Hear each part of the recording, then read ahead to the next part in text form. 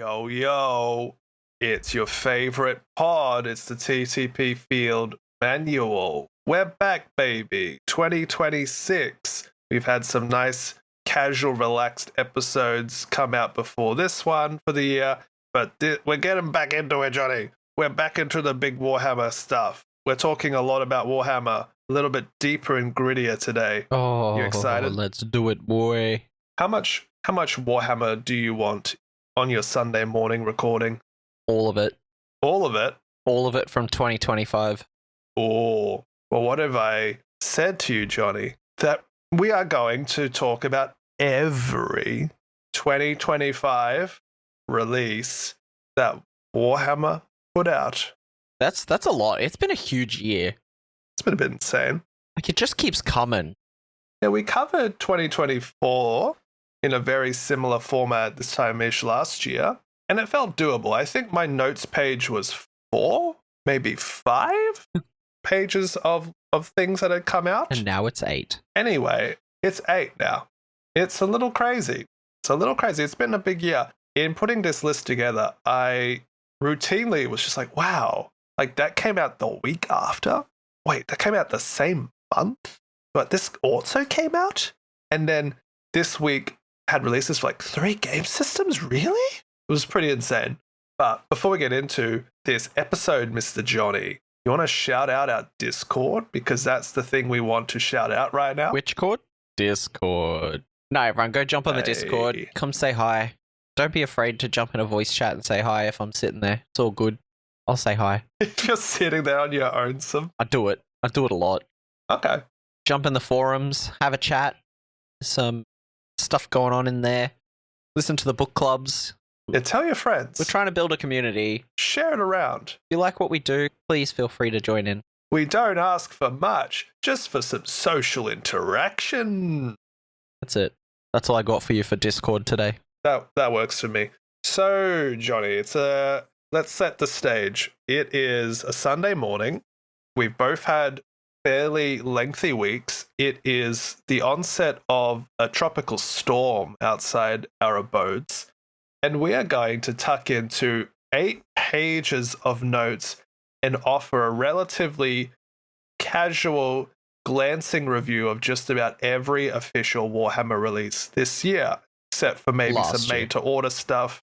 That's what I meant to say. I still have to tell myself it's 2026 now. All the new stuff. All right, off the top of your head, before we get into the list, what has stuck with you from last year, release-wise? What things do you still remember, be like, oh, that's great, oh, I gotta get that, maybe I will get that, or maybe you did get that? Anything? I feel like I didn't buy much last year. I'm not gonna lie to you. Even the brief look through of the list that I did before, as we're putting this all together, the one thing that I got really excited for this year, I didn't even bother to pick up. Oh, yeah? Is that Space Wolves? No. Oh, Johnny just left Discord. No, honestly, like the Kill Team Tomb World terrain had me like, oh yeah, real up there. Just never ended up getting it. There's a reason for that. There is, but that's regardless. It's not our game's focus, unfortunately. If it were, we would have been on it. Like, I don't know, what are things on? Flies to Honey or something? I don't know. On it like a meth head on a crack pipe. Oh. You want to start with Necromunda, do you, with that kind of talk? Nah, I think we'll just go down my list that I got. So, for context, I put this list together myself, Johnny. You sure did. You went through everything. Yep. So 2024's releases, the official site did a pretty good job of collating everything. You know, they had separate tabs, like this was all the 40k stuff, all the Age of Sigmar stuff, blah, blah. So when scheduling this into our little calendar of releases, I was like, yeah, we'll just do this again. It's fun. It's relaxed. There was a really reliable arrangement of releases last year. But this year, they're like, oh, here's like 3 release waves for all the big things. Do you remember this? Yeah, that came out. Remember this? This also came out. Now, in the world of Age of Sigmar, you're like, hold on. There was so much more. And then when you would click on like, oh yeah, well, what was this shop all? Like, shop all the new release? No, it's just shop all. And so, you know what I did?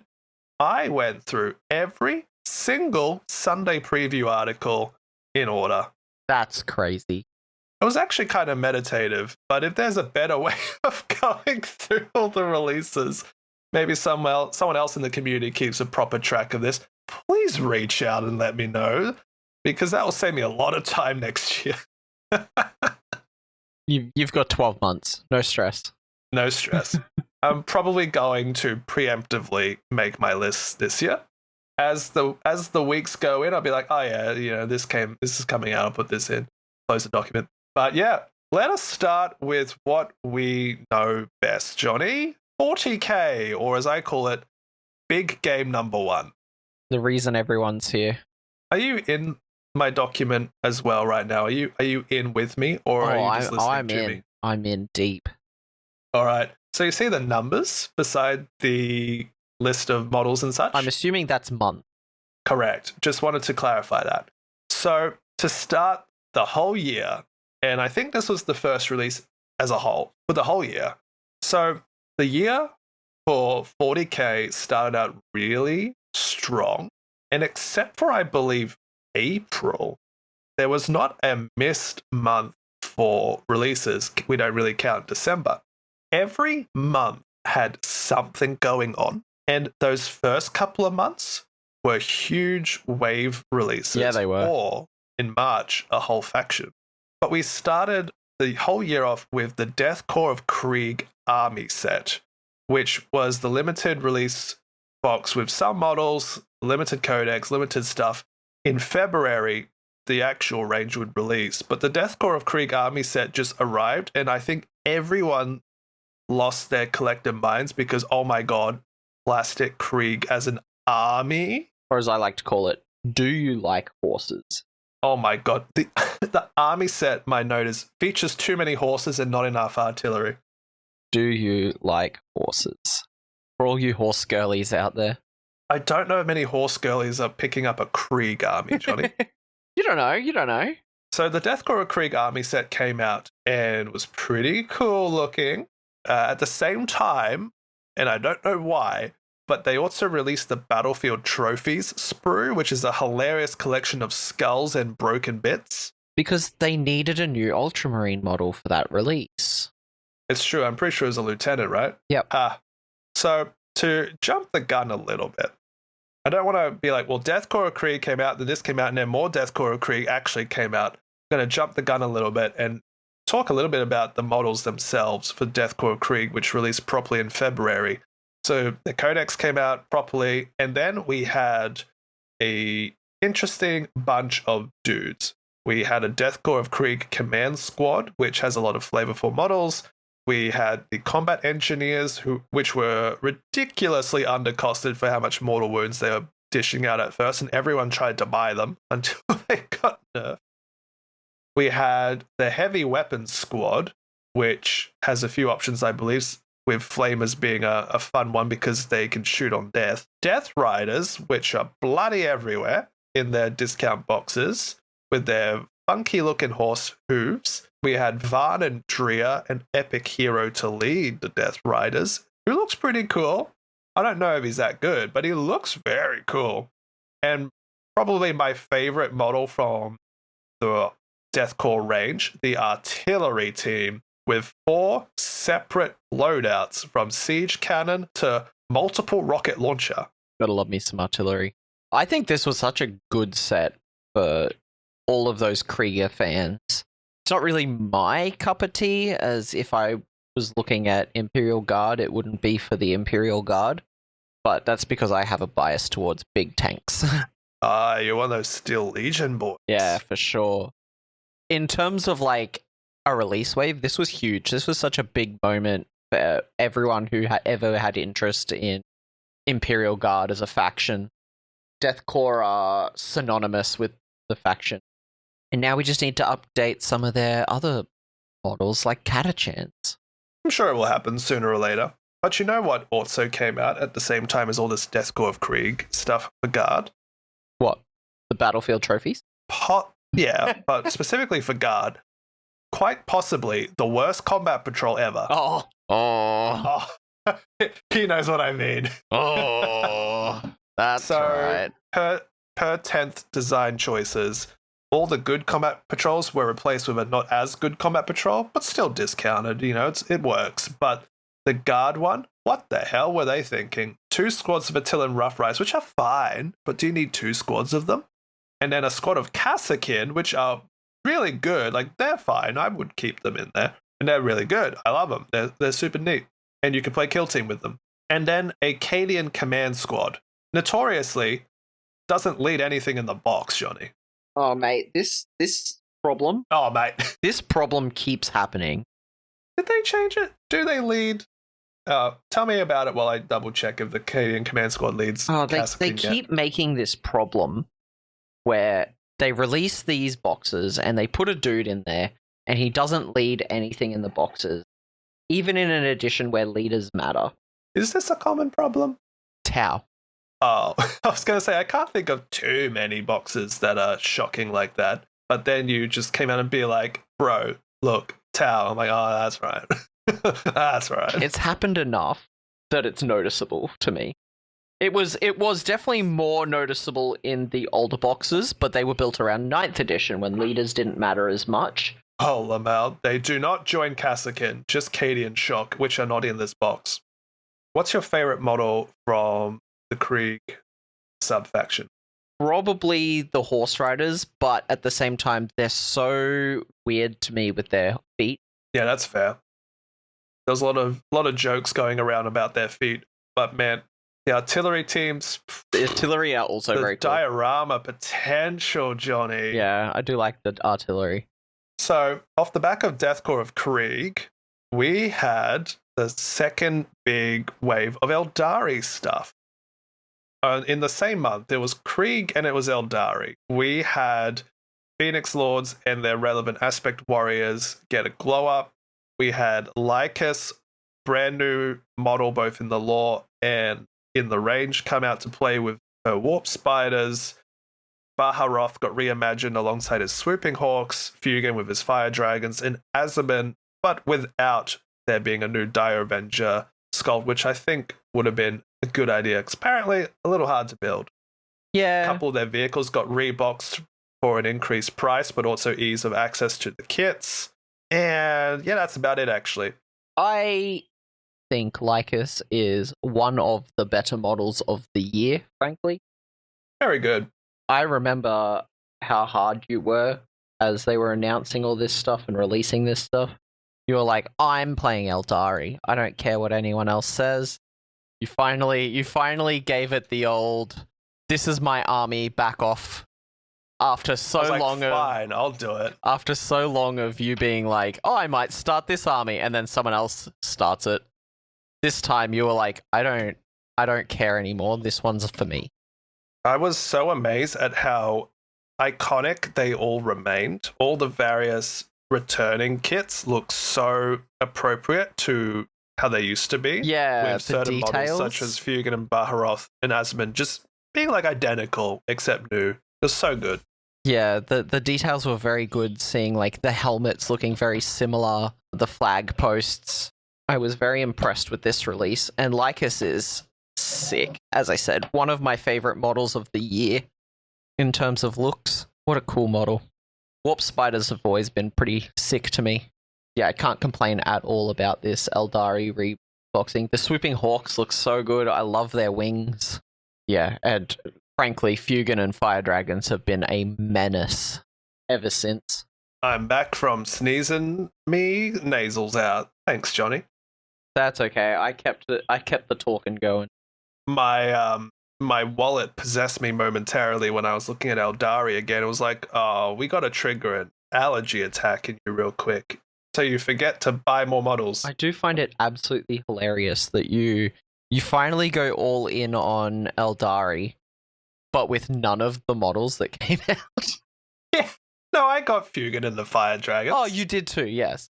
But like, you were all for Aspect Warriors and then didn't build an Aspect Warrior list. Because you're like, but Wraith Knights are so cheap for their points. I love that Wraith Knight, dude. Do you want to buy Azaman or do you want to buy a Wraith Knight? take your pick. Right? But no, I really liked this mob of models. It was really nice to see both Krieg and Aeldari get the respect they deserved from being these long-standing factions. And being like your Imperial Guard and your Aeldari faction that you always like. You know what? This was the year of Josh. Krieg was always Krieg were always really popular, and I digged the vibe they had, but they weren't really like something I would think, yes, this is my guard army. Like I don't really have one of those in mind. But then I saw all these artillery, and I saw all these really cool things like the Krieg combat engineers, the heavy weapons squad. I'm like, you know what? I like this infantry trench warfare artillery, I guess, all of a sudden. I'm seeing these models actually available and in the shop, and I'm like, you know what? It's no longer just an idea, it's a reality. And I could do it. But you resisted. I did. Too much stuff to buy. I had to choose. And I chose Wraith Knights. So after the Aeldari and the Guard stuff, we had Crusade Supplement Necromunda, actually, in February. Oh, nice. Yeah. And that was nice. We gave it a little spin. They had some good stuff with their staggered reserve waves. We thought it was a really fun challenge. I liked it. I really liked it. Yeah, I enjoyed it as well. Following the Necromunda book, we had March bring the Emperor's Children Army set. Do you want an army a month, Jonny? Emperor's Children Army set. I remember the start of this year and just being like, how can they keep this going? It's just like army set, army set, army set. Yeah, right. Huge release waves in the first third of this year. And not only that, but they're like, by the way, we also have a new combat patrol for Aeldari. And everyone's like, oh, really? The old box is fine. They're like, yeah, but you could have 2 squads of Dire Avengers. And everyone's like, okay, they're all right. And we'll give you some Wraith Guard. Okay. They're led by a Spirit Seer. Okay. But we put the new Warp Spiders in, and everyone's like, oh, right, let's go. Wait a minute. The Wraith units suck. The Dire Avengers suck to build, supposedly. And so you have a very hodgepodge bunch of minis in this one, but they look fine. They look all right. But Emperor's Children were here to steal the show, Jonny. They had their army set, and then the following month, everything came out. So April actually did have releases. It was all the Emperor's Children stuff. Yeah. So we had a neat little episode where we really gushed about all of them in a lot more detail. So we'll skim through them. But we got Fulgrim, Lucius, the Lord Exalted, the Lord Cacophonous, the Noise Marines, the Flawless Blades, the Dual Kit Battle Line, and actually, funnily enough, that's it. Featuring, the guy with the guitar did not get a remodel. Featuring a severely cut CSM codex. And this was when we all were like, oh no, what are they doing to our cult? I remember our group chat, oh yeah, we're going to find out exactly how all the mono gods going to be treated. And then the next month we're like, oh no, we now know how all the mono god factions going to be treated. They ruined it. They made demons not work very easily. They removed so many units from CSM in this codex, which just really focused you down to using literally the new models, and that was basically it. Oh, don't forget the triple Demon Prince stack. Hey. Demon Princes are great. Yeah, they are.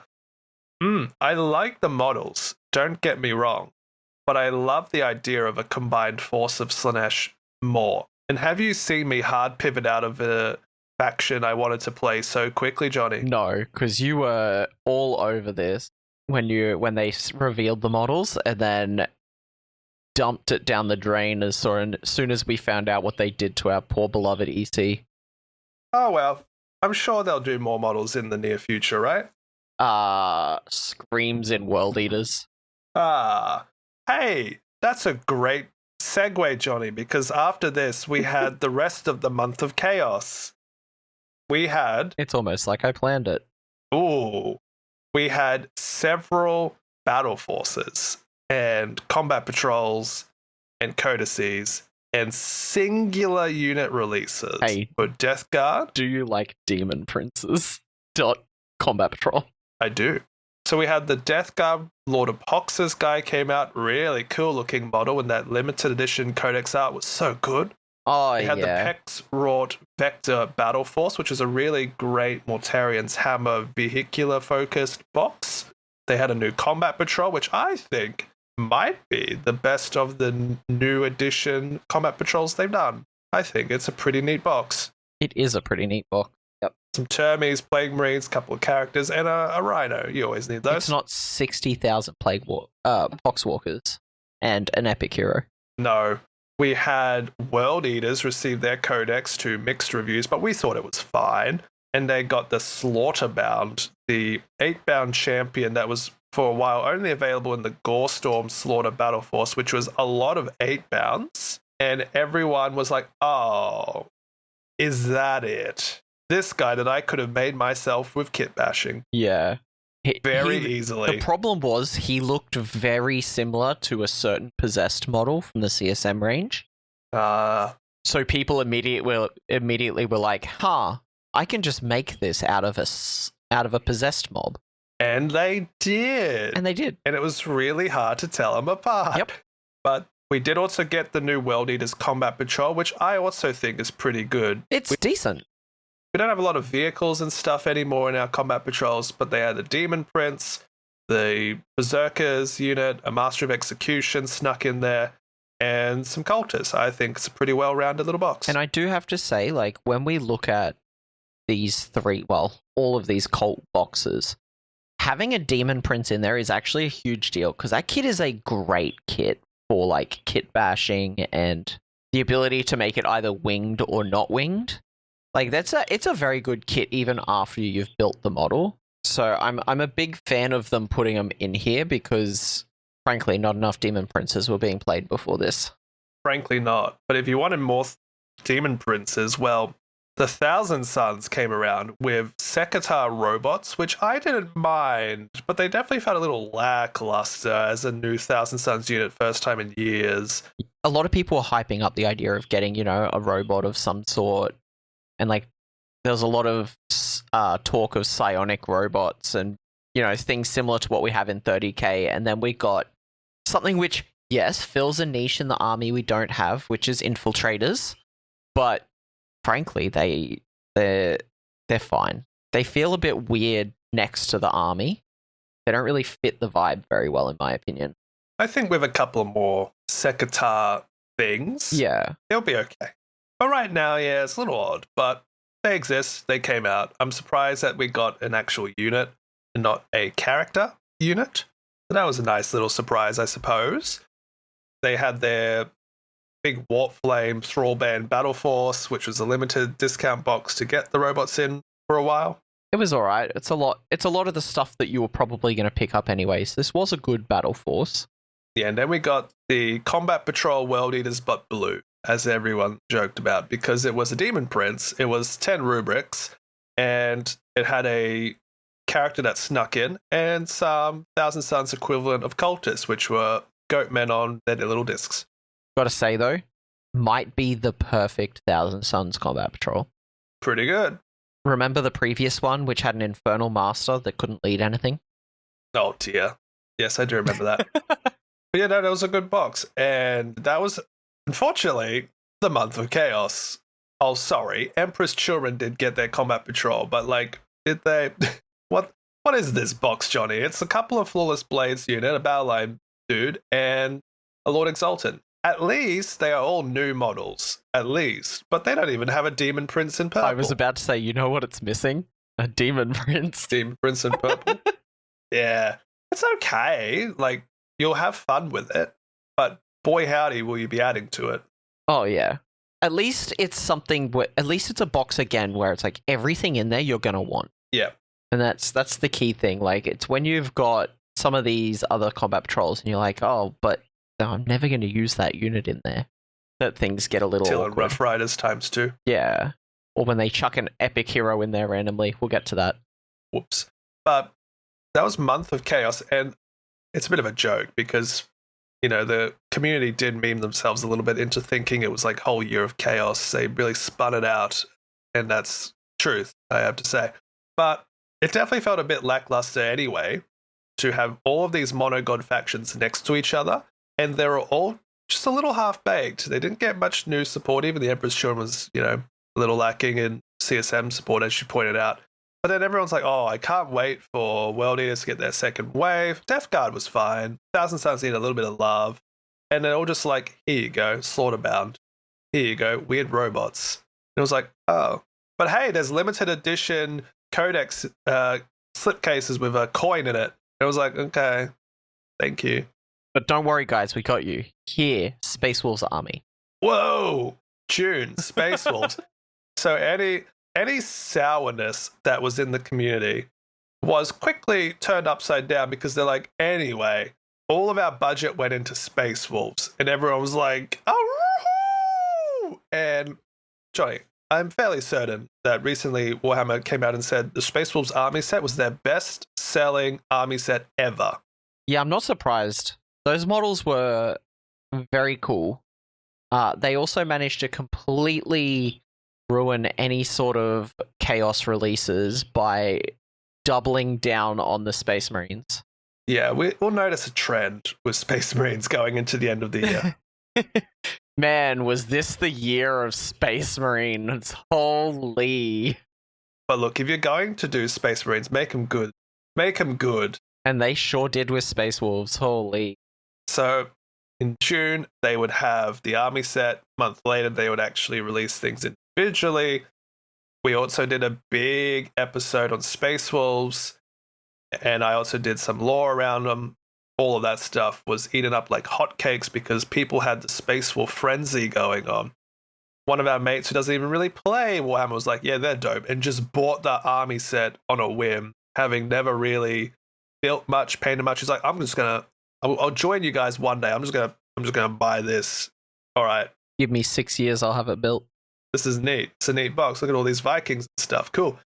But yeah, we had Logan Grimnar, Nigel Stormcaller, Arjak Rockfist, Wolfguard Battle Leader, Wolf Priests, Wolfguard Terminators, Wolfguard Airtakers, Blood Claws, Grey Hunters, and jumping the gun a little bit, they would get Kill Team support as well with the Wolf Scout team, which does have rules and fills in a little gap that we complained about there being in the official release wave.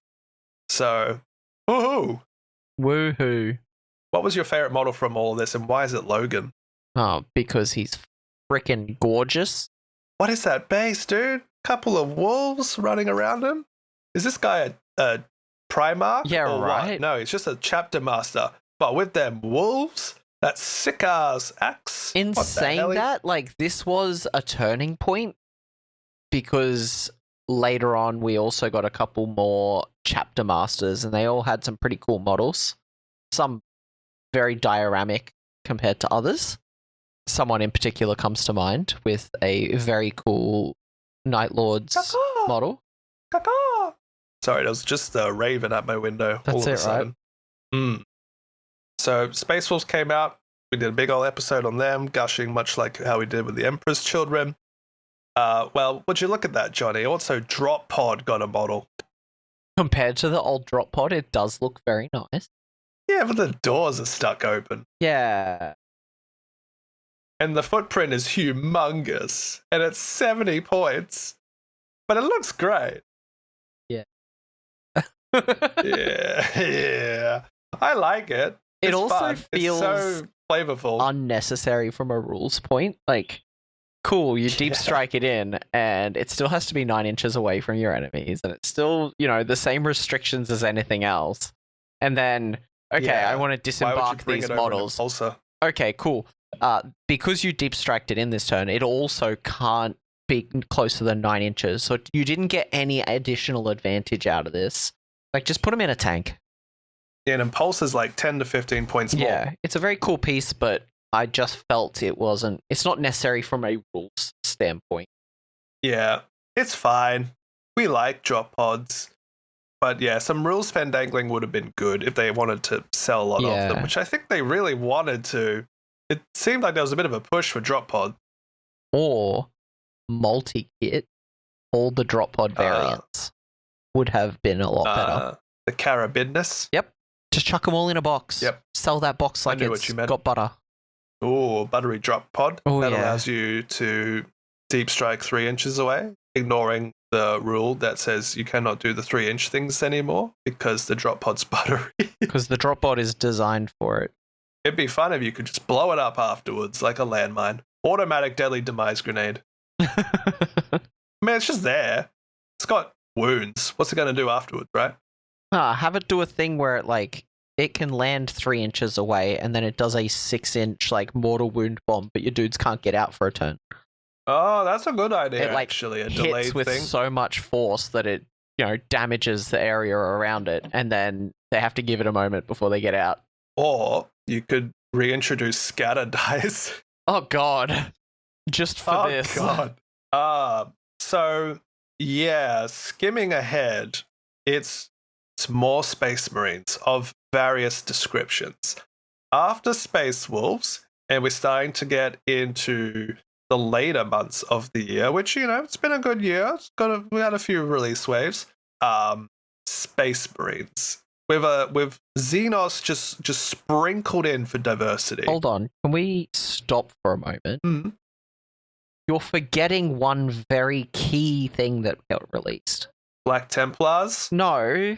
Chaos Knights Codex in June. Oh, I did skim past Don't worry, I'm pretty sure GW forgot about them too, because all we got was the Ruinator loadout, which is terrible rules-wise, but looks very cool, and a box that has 7 war dogs in it, but you can't build 2 of the war dogs. Oh, I went into a game store at Christmas, and there was 2 of those on their shelf. But if you buy them both, that's a 2k army. It's a lot of dogs. Quite literally, 2 boxes is a 2k army. Oh, man. Can we talk about the hilarity of the War Dog Meta Menace? Then they release a codex that delegates them to a detachment, which is fine. We gotta do that. We knew That's it was cool. coming. I like it. But then they make a battle force that's all war dogs after 2 and a bit years of people running nothing but. Yeah, no one was interested. Except for maybe new players. Even the but that's Chaos it. Knights players were we're so sick of having to run war dogs to be competitive. Now the big hot thing is how many big stompy bots can I run with a few Nurgle demons? Triple Gatling, the spoilers, right, Johnny? Oh, imagine they nerf it in points and we just lean in harder. So you give me $100 for this rulebook, and I give you Triple Gatling to spoiler meta. Hey, you want to buy this codex? I'll even slip you some Nurglings. I do have to say, when it comes to the Chaos Knights Codex, previously we had seen a very good effort on GW's part in making codexes that had a lot of very good internal balance. All of the cult codexes were very well internally balanced. Space Wolves, great. Even EC, the data sheets themselves, they're all playable. Aeldari's doing very well, And then we get to CK. And frankly, the internal balance is absolutely awful. There's only 2 data sheets worth running. One is the War Dog Carnivore, the other one is the Despoiler, which is the Imperial Knight kit. And everything else is subpar. It is too. And it's a little disappointing. But with that said, if you're outside the tournament sphere, you can still have some fun. Oh man, Knight Tyrants have never been better. I've seen you thrash our local meta with your tuned in, locked in CK energy. Mate, I feel real bad for one game that I played where I decided to run 120 cultists with 3 or 4 stompy robots running around, and You've done that a couple of times now. No, I've only done one game at the max cultists, and it was egregiously disastrous from my opponent. Because maybe that's what we need, Johnny. We need more of that energy in the competitive scene. Take the SKU list and just surprise your opponent. They'll be like, "What? I haven't planned for both Horde and Bigs," and you're like, "Yeah, well, anyway, the board's mine, and you're being shot off the board several units around. Deal with it. Whatever. I win. Haha. What's Gatling to spoilers?" I think it's absolutely hilarious that is an option. And Iconoclast does see some play competitively.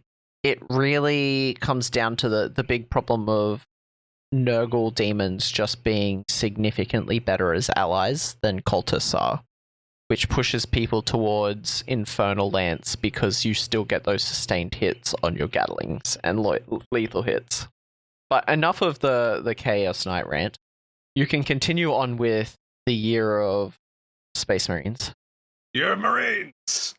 Hoorah! So it's the 8th month of the year. We got August, right? Yep. So we got Black Templars. Black Templars. So of all the stuff that did come out this year from Emperor's Children onwards, we did skip both Black Templars and Grey Knights for a review because we both were like, we don't really know much. We not really motivated to do it, and also there's so many other things coming out to cover. Yeah, not only that, but neither of us know much about Black Templars or Grey Knights in terms of their play and all of that. So anything we said would have been a very large grain of salt, and it just wouldn't have been worth putting together. Yeah, it would have been too rushed to be a decent review, I think. But nonetheless, Black Templars Codex Supplement did come out and did away with Oath the Moment in favor of Templar Vows. They had a Crusade Ancient mini and an Execrator, which is another one of the Chaplain-esque models and looks pretty fun as more of a aggressive knight style Chaplain. Their Combat Patrol got redone, and I like it a lot, actually. It's actually entirely Black Templars focus minis. Sorry, I have just realized there is a squad of Blade Guard in there. Cheeky buggers. I think you can make them a tank or something, and then everyone would have bought this box. Yes. But he's got the Emperor's Champion. He looks great. The Sword Brethren. Oh my god. Do you know what the Black Templars meta became, Johnny? Not really. So, Gladius, because it's still the best Marine detachment. Yep. But you would have 2 Repulsor Executioners. We're familiar with that one. Yep. But imagine 2 of them, and instead of how our mate does with ICC and Judicia, imagine each of those things having a squad of Sword Brethren, each being co-led by a Marshal and a Castellan, doing crazy keyword crits on 5s with more shenanigans under the hood, such as the Gladius fight on death. Man. Man. I do like the idea of Black Templars, like the look of them, that Crusader kind of gothic style, but there's something about their anti-speciesism. What's next? Grey Knights Codex. Nemesis Tread Upgrade Sprue. That was their new model, was an upgrade sprue. This hurt in Chaos Knights. Oh. I feel a the battle pain. force that was extremely good value for the army. Yep. But all those firstborn, squatted, posture, Grey Knights, and then their combat patrol was just clearing out the old stock, maybe, with that old box dread. And then they got the one true scale guy on the tactical rock with the sword, and he's just towering over everyone next to him because he's true scale, but they're not. Like, the Terminators look like you could walk on them as steps.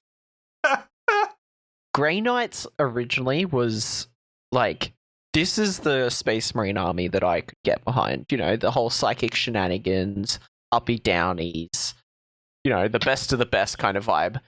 But not until they get a serious refresh, because, oh boy, do these models just suffer from their age. It would have to be a whole kit bash project army for me, because I'd have to buy Primaris scale and adjust accordingly. There are some gorgeous kit bash armies going out at the moment where people are true scaling them, but it's obviously a passion project and they're going the distance. But yeah, I like Grey Knights a lot as well, and all their psi weaponry and their teleporting shenanigans. I think a Space Marine Paladin army is so cool. so neat. But, I mean, I'd rather pick Space Wolves right now, to be fair.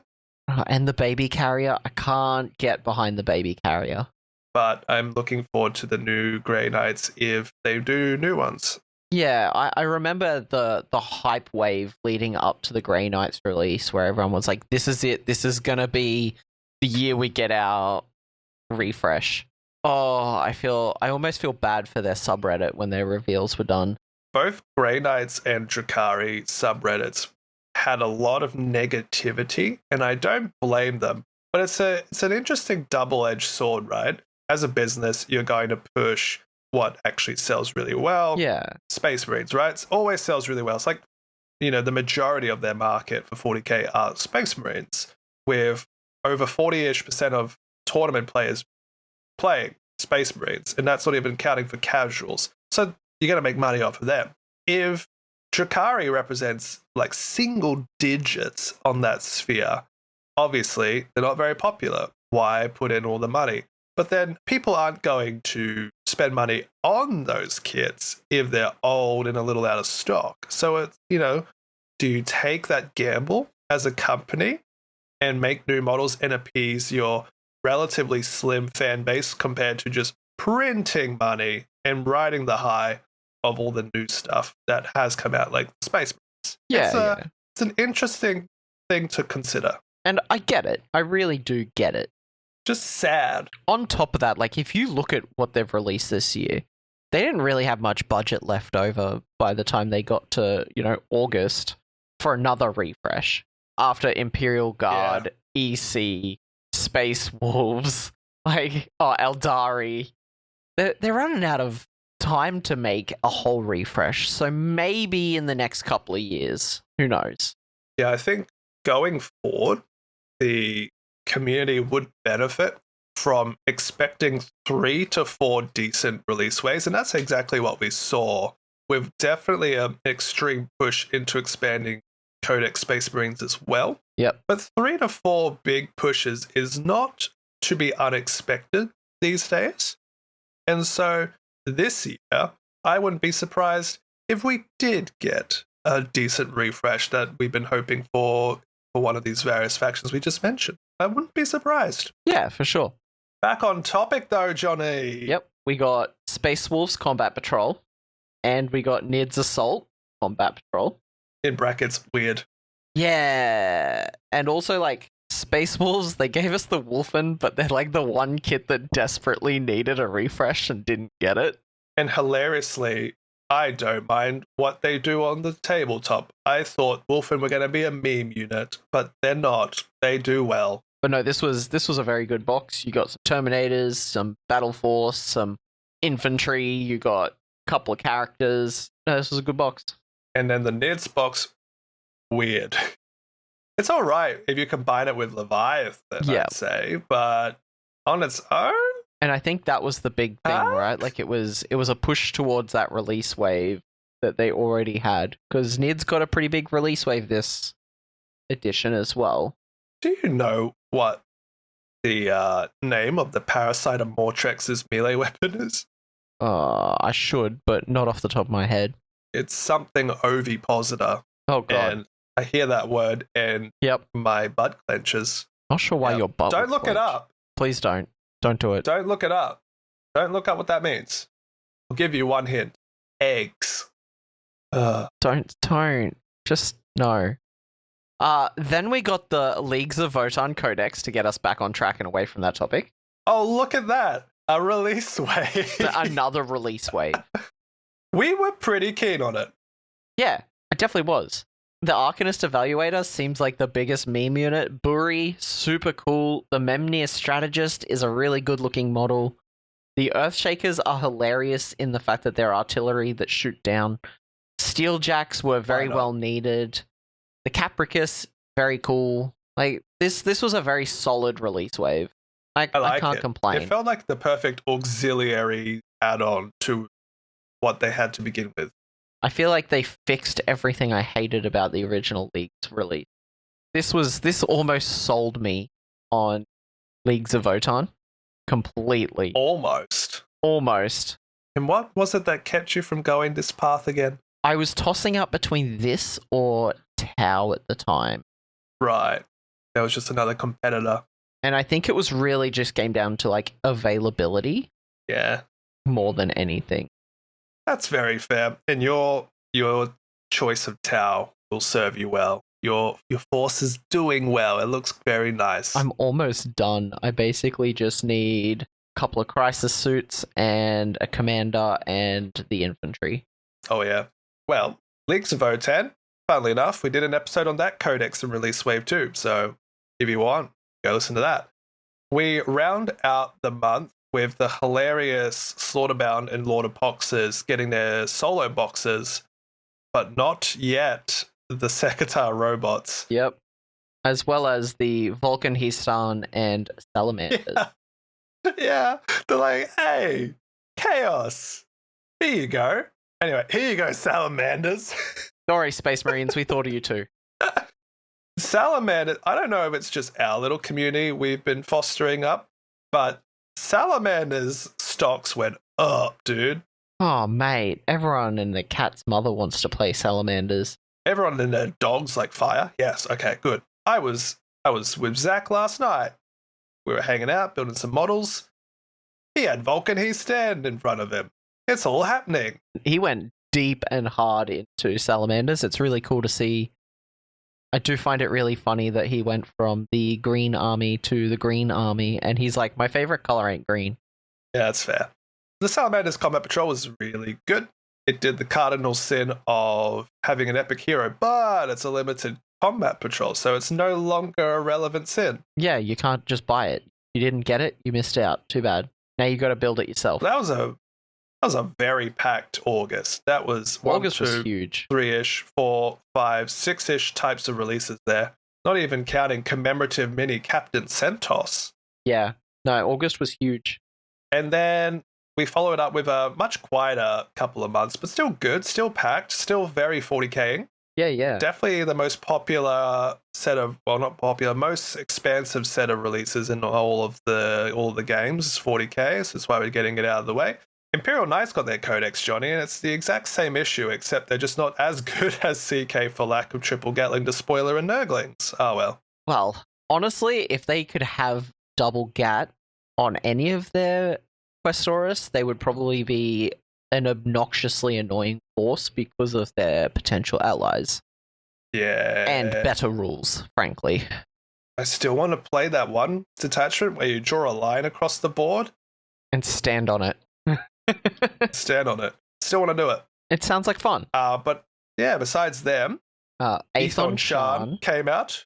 Woohoo! Bird boy! This dude is my actual contender for best model of the year. Oh. I really like this guy. I voted it for 40K. Yeah, same. This guy Damn. is very cool. Sorry, Logan. Yeah. Logan is gorgeous, but man, this is a menacing looking model, dude. Seriously is. Came out alongside Combat Patrol Raven Guard, which is a really good patrol as well.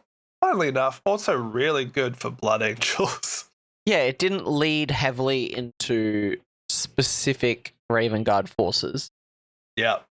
But this was a really good release because it paired up as well with the Imperial Fist Darnath Lysander model. It's fine. He works well. But the Combat Patrol was actually really nice, and I almost bought it because veterans with a hint of battle line is what I like to do. Yeah. Terminator support. That's my shtick. It is unfortunate that Lysander came out next to Aethon Shan and just was a dude. With a big hammer. You've got this gorgeous piece of art that is Aethon, and then you've got dude in Terminator armor. It's because fists aren't that flashy. Yeah. Following that, we got the Thousand Suns and the Grey Knights Nemesis sprue. They came out. Wow. That took a while. It took a while. It was really weird. Following that, Drukhari Codex came out in October. And we really liked this book, actually, quite a lot. I almost was convinced to just go Drukhari for a bit. Lady Malice came out. New Archon came out. the Real Space Raiders Battle Force came out, which I think was a bit of a charcuterie board of the faction. Ha ha ha. You got the Coven Combat Patrol. I don't know about that one. Where are my grotesques? It's alright. It's a little anemic, but that's probably Coven's favorite malady anyway. True. What else we get? The Death Corps of Krieg and the Harley Quinns got special limited edition combat patrols. Funnily enough, wasn't expecting that one. Yeah, Harlequins in 2026. Interesting. And the Death Corps of Krieg was fine, but still very infantry focused and not much discounted tanks inside. Oh well. Karnok Var and the Iron Hands got a combat patrol, which it wasn't a box. You don't buy that one. Are you kidding me? What was that box, Johnny? Karnok Var, cool. Karnok Var, real cool. 2 servo turrets? Nah. There was a combat patrol idea I had for Iron Hands that I put together a while ago. And the idea was a squad of intercessors, I think a tech marine, a Redemptor dread, and tank, maybe a Lancer or something. That would have been a great box. That would have sold like hot cakes, dude. But Josh, too many vehicles. Now you can take your servo turrets and deep strike them into the middle of the board. Wow. New detachment. I don't want to do that. I don't want to do that. But it was all right. Karnok Var came out, and same with all the other Codex Marines. They came out with their own little detachments. Yeah. Karnok Var one's so fun for me as a first company Space Marine fan that I'm actually building one up around that and Terminators, so yay. And for some reason, the White Scars Combat Patrol is where Saboden Khan was put in. I don't know. I really like this model. Neat. I know you do really like this model. White Scars are cool. They just don't have enough support for me to think about too much. I won't lie, I almost did a silly thing, and instead of buying you what I bought you for Christmas, Johnny, I almost bought you Saboden Khan for the memery of getting you into a Space Marine faction. You know, I wouldn't have been mad. No. I would have just built Oops All Bikes. Yeah, it'll be fun. This guy is very cool. He is super cool. I like him a lot. I want more of that. The grab bike outriders. More of that. That's great. And we got and then Captain with Jump Pack came out. Technically, Captain with Jump Pack with Relic Shield, I think was his name. Something egregious. Not to be confused with the other Captain with Jump Pack, mind. Oh well. And then far out. You thought we were done with Space Marines? No, Johnny? God, Did you think we were done? Are you kidding me? November had Ultramarines. some huge stuff. Yeah, Ultramarines go brr. Battle Force Crux Terminatus with Assault Termies. Oof. Oh yeah. Marnius Calgar in Bikini. Oof. Marnius Calgar in Enforcer Battlesuit. Cato Sicarius, Vitrix Honor Guard, which have been a menace in the meta ever since. Oh. And bloody upgrade sprue for Ultramarines featuring hip-sheathed gladius swords. Yeah, this was a huge release. They had their own combat patrol, which initially I was quite harsh on, but I've come around a bit to it being a really good generalist box. And they even got a Black Library special mini, Ferran Arios, who, when his book came out, I went to the internet. I was like, is this a good book? Like, I like the mini. Is he a good character? Is it a good book? And apparently, his nickname that's begun circulating is Brother Genericus. Oh, no. Oh, no. Apparently, his whole shtick is that he's a bit robotic and struggles with emotions, which isn't really what I want in my Space Marine novel. He's just autistic? Yeah, I don't want to say it.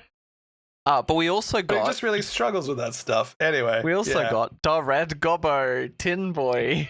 Hey, I feel like we just spoke about the Red Gobbo. No. That was previously recorded. No. Not same day, same vibe. Not 1 hour before. And then we rounded out the year with some bloody fun Battle Forces. Yeah, and also some more reveals for Ultramarines. Because they spoiled the 500 worlds over the course of December. They did. We'll get to that at the end. We'll get to the 2026 stuff at the end. Yeah. Battle Forces, though, we didn't really touch upon them yet because we recorded everything in a Fugue wrong State. time to also stuff in Battleforces, right? Did we? Yeah, and frankly, they weren't. They were nice, but there wasn't a lot of hotness to fill a whole episode, right? That's true. But we did get I know you can. Krieg Siege Platoon featuring artillery at last. Yes. They did it, and a whole bunch of dudes. Like, it's just a whole bunch of dudes and 2 artillery pieces. Because what have you got? You've got That chaos, Lord Commissar, that chaos box. Krieg Command we're still Squad, talking about Krieg. Krieg No Combat worries. Veterans, 20 Death Corps, 2 artillery. Then we had Hellforge Warband. Spoiler alert, did you know our Iron Warriors are coming? Whoops! I just found out. I'm excited. This is the Iron Warriors box. Yeah, I almost did it, Johnny. I Same. almost did this over the Crux Terminatus box. I almost damn. did it. You had the option? I had the option. Should have grabbed it for me. Wow. I'm sorry. I thought you had enough. I can always get more Havocs, more Chosen, or Legionaries. I don't have a Disco I'm being Lord a yet. little selfish. I'm being a little selfish. If I ever did CSM, I would be doing Vashtor and the Disco Kids. Oh, yeah, for sure. It's the only thing I would do unless they make Alpha Legion units. That's all I would do. Vashtor and the Disco Lord. This box, very good. Blissbound Warband, featuring Fulgrim and Noise Marines. Yeah. Hey, that's okay. Someone had to have the worst box, alright? Look, if you don't have Fulgrim, this box is great. Yeah. But if you've already got like the patrol and the army set, you then have too many units of the units. Of Flawless Blades. Maybe even Noisies as well. Yeah. It's too much. It's just, yeah, it doesn't go well with the other boxes. We got Chthonian Prospect, which is the worst part of this faction. Looks very smushed together, doesn't it? It sure does. It's alright. Just doesn't look like it hits very hard. But it's okay because since then we found out we're getting a Chthonian character. That's right. That was my big criticism with Chthonians, wasn't it? They didn't have a character. But he's an epic, so he won't be able to do enhancements. We got Anyway. Iron Halo Strike Force. What's better than one dread? 2. 2 dreads. Man, this box, I'm not a big Hellboy fan, Hellblasters, that is, not the big red guy. But besides that, like, this is my jam. Dreads, Stern Guards, and Company Heroes. I was like, oh no. It's a cool box for Space Marines. And you can always find a use for Hellblasters. It's just suicide. Oh, they're good. I'm not a huge fan, but they're good. I like something really piqued your interest, though, didn't it? A certain Carter. Oh, Firesight Carter. Ooh. Oh, Firesight Carter. I almost bought this box. And it didn't even sell out straight away. I hovered over that button, eh? It's got strike It's like the suits. cheapest It's got box, wasn't it? Farsight. Yeah, it was. You get the little baby broadside. You get a Riptide. One thing I really find funny about this though is it's a box with 6 models in it and then 10 drones. I like the aesthetic though. I like the whole tokens vibe to it. Yeah. I've seen a few people recently who are kit bashing the drones onto the models themselves because they don't need a base anymore. Because they're not an act, they're just a reminder token, and they look really cool. Right. Really fills out the model with all these drones flying around them. And then there was the box everyone was talking about, at least in our little area, the Crusher Stampede. This box was, a lot of people were talking about this box. Were they? If you like big bugs and you cannot lie, this was the box for you, right? It was all the bugs that were out of stock forever. I wonder why. They were saving them up for this. Yeah. But it's a big bug box for sure. It's a fun big bug box. Don't ask me what's what. I can tell you the Screamer Killer and the Neuro Tyrant. The other 3, one's a Tyrannofex, I'm assuming. It's about as far as I can get. The 3 others are dual kits, so you're probably right at some point. Yeah, one will be a Haraspex or whatever it is. A Tyrannofex that can be a Tervigan, a Haraspex that can be an Exocrine, and a Maliceptor that can be a Toxicrine. Did you get all that? We're going to have to play that game again. Yeah, we will. That's good. I like it. And that was 40k for the year. That was a lot. Not too bad. A lot of Marines, but honestly, not really many duds, except for some questionable combat patrols. And a couple of half-baked codices, internally balanced speaking. Overall, though, the codexes got Good. very good in their internal balance. There was just a few misses. They did a very good job this year. I'm pretty happy with everything, considering I feel like there were a lot of community gripes around certain things. Space Marines. Oh, yeah. So many Space Marines. That's the classic joke, isn't it? Whereas I actually thought, you know what? They're doing a lot to resolve my one issue with Codex Marines, which is the other first founding legions don't have a lot of good support. Yep. They have like one epic character, and they started to spruce some stuff in. Yeah. And I was a lot more on board with Space Marines than ever before after this year. And the detachments they released to go along with them were also very good. Like upgrades on the original Codex, which was very nice considering the Codex was the first one that came out, and kind of forcing you more into the niche of that faction as sub-faction, as opposed to bringing whatever you felt like bringing, which was nice. I did enjoy the little bit of restriction to keep things focused. Oh, yeah. Well, that was 40k, and will definitely be the most time-consuming part of this episode. Yeah. Because it's the one we understand the most, and it also did have the most releases. But let us move along, my friend, into Kill Team. Which is also 40k related, because all of these things have sheets for 40k as well, and a lot of them were used to fill in gaps in the army as well. Sure. But from a release perspective, Kill Team was very consistent. They had their new edition stuff last year. This year was just very much maintaining the status quo, I felt, with a little bit of a ramp up with the rules of the game, a couple of Kill Team, Kill Zone expansion stuff, a couple of very fun boxes. We had 4 proper releases. Yep. That started as a U versus U box, and then eventually, when the next one came out, the previous dual box got released separately. Yep. So we had a release in March, then June, then September, and then the 4th one came out a bit quicker in November. Yeah, but roughly every 3 months. So we start with Blood and Zeal, which was Sanctifiers, a Ministorum, ecclesiarchal bunch of zealots with lots of flamer weaponry and a lot of human zealots versus goremongers, world eater, cultist zealots of Khorne. It was a very interesting box. Yeah, and it also got that statue, right? Was that in this box? The statue came back into production via this box. Yeah. The Adeptor, the big Serrata statue. Yeah, this box was cool. It was neat. Goremongers were very needed for our corny friends. I don't think I've heard too much about Sanctifiers, at least in like the 40k sphere. But yeah, no, this was a good little release. Well, as you said about filling in gaps, the Sanctifiers gave the Sororitas infiltrating unit, I'm pretty sure. So that was good. And they had lots of flamers in the unit and could surprisingly punch up with their Overwatch capacity.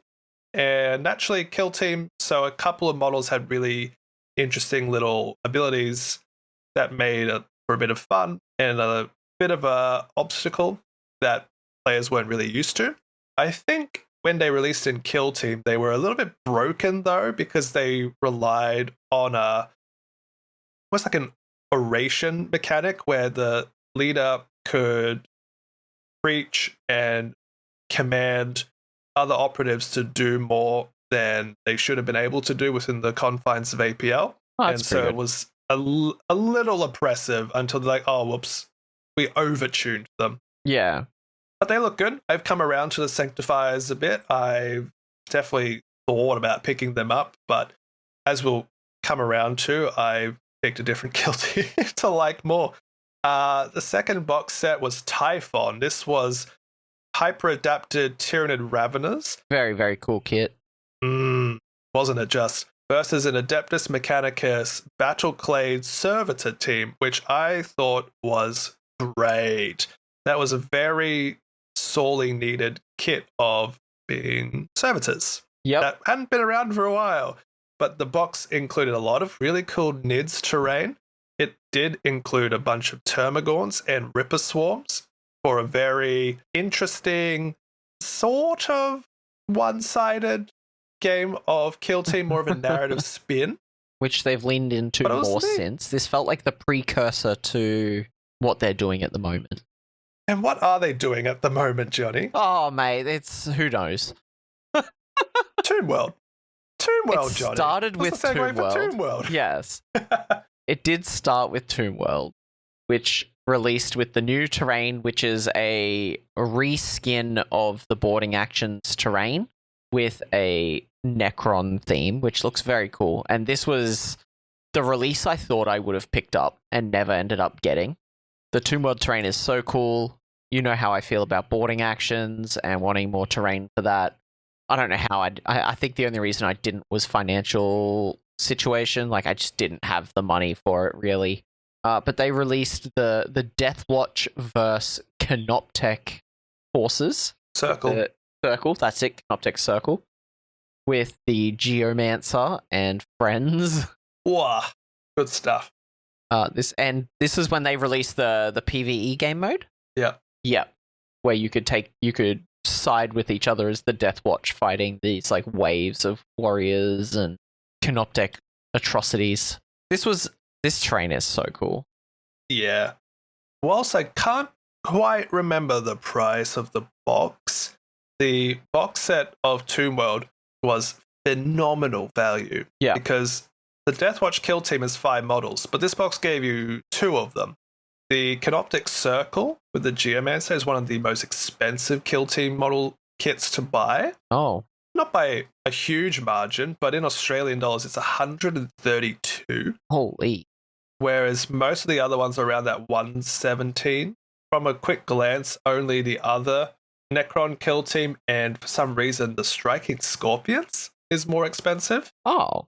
That's a strange one to be more expensive. Yeah, it's 139 Australian. Crying for the economy. As well, we got the Toon World terrain in that box. We got a kit of Necron Warriors, which also came with Scarabs. The terrain was 25 separate pieces of Toon World terrain.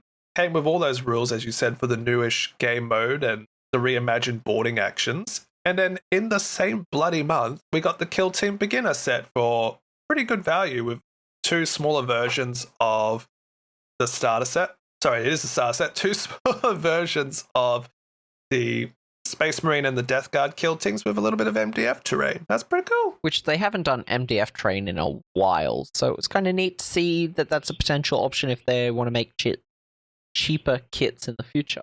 And then came the box set that you really almost did jump on with a bit of a, hey Josh, you want Space Wolves? You want to do a Space Wolves? Haha, Space Wolves, right? You love Space Wolves.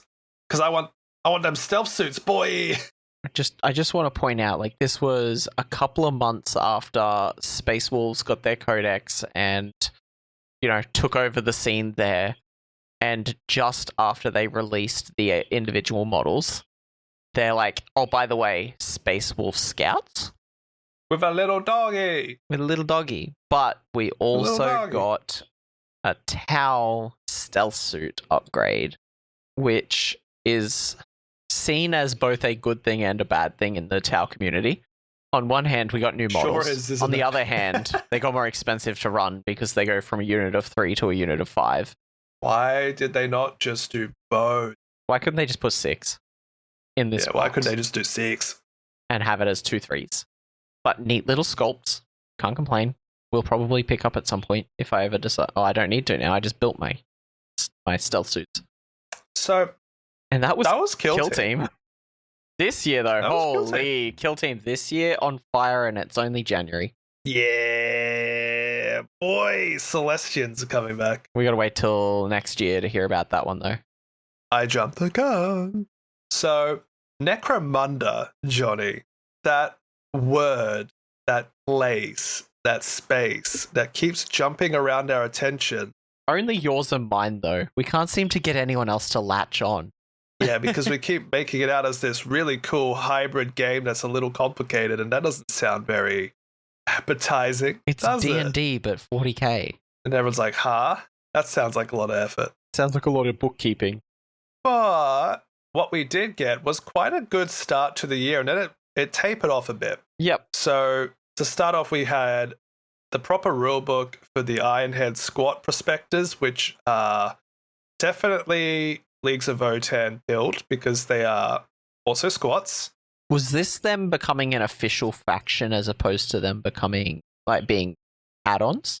Yeah, so they tend to do a lot of campaign books. Yeah. And then from the campaign books, they tend to explore certain themes. Yeah. And then eventually they expand upon the theme into its own faction book. Because it's similar to what they did with Ashwaste Nomads, right? Whereas they were add-ons for a while and then eventually got their own book. Well, that's exactly what happened. So the squat prospectors got a couple of units, including those really gorgeous scout bikes. Yep. And then in March, the Tribes of the Wastelands came out. So that's when the Ashways got their book. Yep. With a couple of other units for them, as well as a bunch of terrain that came out, including the Hab module and the Ruined Underhive. Yep. But before that, we had heaps of add-ons, like little bounty hunters and hired guns and the like that you could just add to your bunch of fellows. And this included some really amazing models, for me anyway, such as the House Co-Iron Ministorum delegation, my beloved House Tai on Miodo Coven, a very Japanese, I suppose, inspired unit that just looks fantastic. Mm-hmm. We had the Heretic, a confirmed dark mech character with servo skulls. We had the Cadaver Merchant and the Narca, the Abyssal Ferryman. We had the, what I think is going to be your pick, the Servant of the Silent Ones. And what makes you say that? The mechanical snake. Yeah. The mechanical snake eating somebody. Yep. Yeah. And then in April, we had more of these hanger-ons with more Abyssal Ferryman individuals. A guy who's just bound to a ginormous computer desk called Silberlant Sevos the Infotech. We had the Prophet of the Redemption, who looks like a fun guy. We had Vandoth the Fallen, which looks like a blood angel that went rogue and made its way to Necromunda. And we also had the Whisper Merchant and Psychoteric Thrall. All of these people I've just mentioned are just little bounty hunters and individuals across Necromunda that, with your purchasing of models for your force, you can pay a little bit extra and get one of these guys to fill a niche in your force. Yeah, like mercenary. If you want. Allied units. And then there was a whole 5 months between releases then, which we then got Bastions of Law, which was the Palanite Enforcers box, where we got Enforcer Captain and Sergeants, Enforcer Haunts, which are their Psychers. And definitely seems like the next faction that they're working on is the Palatines, because even into this year we're starting to see a little bit more going on into their release. Well, the Palanites got their own book. Bastions of Law. Okay, sorry. I'm thinking of that other faction. Around that new guy, the big bronze armor guy. I don't know. Well, here's the funniest thing, Johnny. Fast forward a couple of months and we had the Aranthian Succession, Spira Primus. This is maybe the 3rd or even 4th installment in their narrative series of the same name, Aranthian Succession. Yep. Featuring rules for the Justicar Courts, which included new models, the Palanite Justicars. Yep. Yeah. Yep. I think that's what I was thinking of. Yep. And at this point, they had added a couple of other models to various forces, like another Ironhead squat unit, some more hangers on. I was quite impressed. For a game like Necromunda, which is very niche and small audience, like they released a fair bit. Can we talk about Ozostium Aranthus, the Divine Prince? How cool is this dude? With his cheese grater abs? So, there was a lot of jokes on the Necron subreddit that this guy was a Flayer King. Okay. I mean, look at the legs. Look at the legs. But you can see flesh. Yeah, but look at the feet. Yeah, I guess. I can see the meme. But yeah, it was a really cool model. Really cool way to end it. Like, oh, by the way, we're gonna end the year with some Necromunda. Everyone's like, okay, all right. But no one's ever mad. They're just like, Cool. yeah, you do you. Yeah, Necromunda's. fine. The Specialist Game Studio cooked. Cool. Yeah. Nice. Neat. And I'm sure we'll get more into Necromunda stuff in particular when we actually have more of an idea of what it is. Yeah, let us play the game first, then we'll talk about it.